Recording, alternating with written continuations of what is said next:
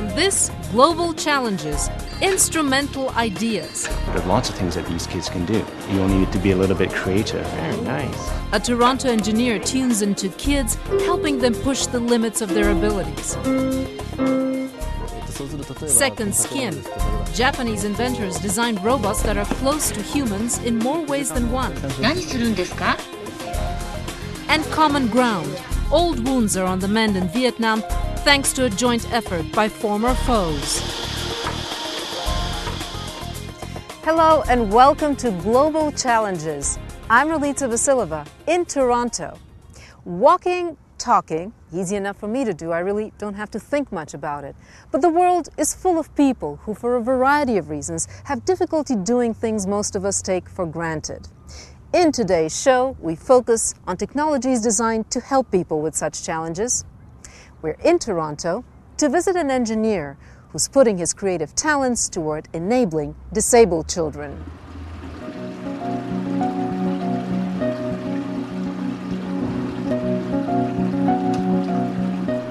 What if this aquarium was your world? A world you longed to dive into, but could only observe through a glass wall. A disability can be just like that glass wall, restricting access to your environment. Canada's largest children's rehab center in Toronto tries to help kids with disabilities get around that wall. CK. Yeah, you got it. Let's make some music. Awesome! Bloorview Kids Rehab cares for about 7,000 children with a variety of physical and developmental disabilities like cerebral palsy, muscular dystrophy, spina bifida, and autism. 13-year-old Kajan Vigneswaran thought he'd never be able to play a single note on a piano. He has Charcot-Marie tooth, a degenerative neurological disorder causing muscle weakness and atrophy, which keeps his hands frozen in fists.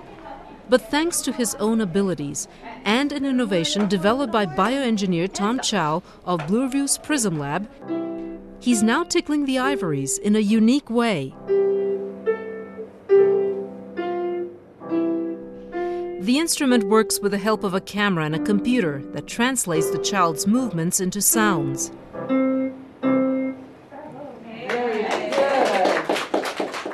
You have to do like a circular motion. Okay. So, like so. Okay. Try that. Like this. Ah. It happens sometimes. Kajan discovered mastering the virtual music instrument, or VMI as he calls it, helps him achieve other goals. If there's another challenge, I think it's very hard to do. I always think that I accomplished the VMI system. Why can't I do this? The boost in confidence is an unexpected benefit from a device which started off as a way to help children like Kajan exercise to maintain muscle mass.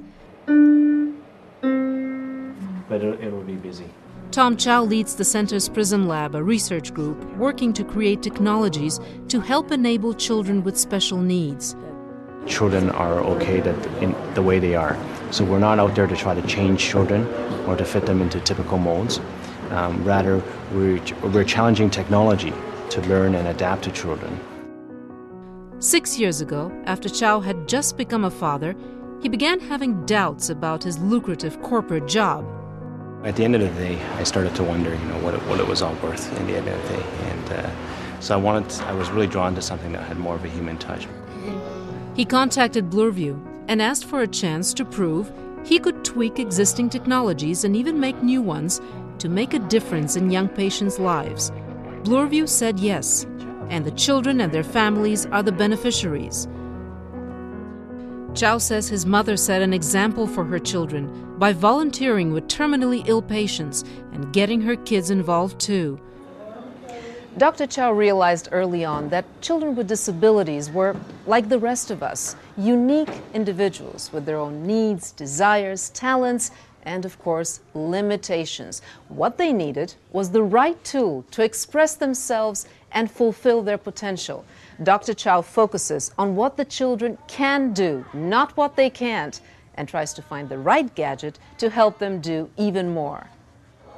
Chow has figured out another use for his virtual music technology, giving those who can't speak a voice, literally. Last May, Alicia Lee, who has congenital muscular dystrophy, had to undergo a tracheotomy at the Toronto Hospital for Sick Children. The surgery left her without the use of her voice for a week. When they told me that I wasn't going to be able to speak, I was like, oh man, because I love talking and chatting. And when they told me that I could use a computer that would talk for me, I was so happy because, like myself, I was like, I'm going to be so frustrated if I need something and I can't tell them, and they're going to be like thinking, they're going to be telling me what I want, but it's not what I want. Alicia was helped by an already existing device that allowed her to click on the thought she wanted expressed. I want to play a video game. Chow and his team are taking it a step further. They're developing a prototype for people who may be unable to even press a button. Like the virtual music instrument, this device uses a camera to read gestures. Only this time the result is a pre-recorded thought or request, not a musical note. I like help with my track. Chow says the prototype will respond to even the bat of an eyelash. But what about those who are completely immobilized or locked in and can't even blink voluntarily? Chow wants to find a way they too can communicate. He thinks he can do it by measuring physiological changes in the body and interpreting what thoughts trigger them. So we're listening to, for example, the sounds that the heart makes, listening to people's breathing patterns. We're looking at the electric signals or the skin response. Body sounds play an important role in other devices Chow is working on. This prototype is called the aspirometer. It has been tested by Dean DePrato and his family. Dean has cerebral palsy. Can I put this on your neck? Yeah? Okay. It's really soft, this one. Softer than the other one. So what we would do is just simply put it on like this, and it'd be a piece of Velcro that goes around. I'm not going to do it tight, okay? Just like that, okay? Just like that. All right? And then at the front of that little strap is a little sensor, and that sensor measures the vibration in the in and out direction while Dean is feeding. The sensor sends information to an electronic box that can distinguish between healthy and unhealthy swallowing. And so when the child would be aspirating, this thing would sound an alarm and a light to warn the caregiver that the child is having difficulty. Incorrect swallowing can lead to pneumonia and other problems. Being alerted of swallowing problems can give peace of mind to families and caregivers. You hear that sound? Chow and his team are tuning into muscle sounds to develop new prosthetics. Now we've created a hand in the computer, but we haven't built it yet. But this hand it looks like a real hand, doesn't it? Yeah, and it can open and close. Right? 8-year-old Megan Stricio was born with a limb deficiency.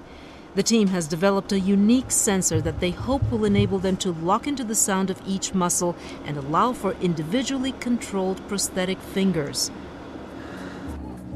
Tom Chow believes technology has an integral role in helping children with disabilities more fully engage in a world teeming with life and possibilities.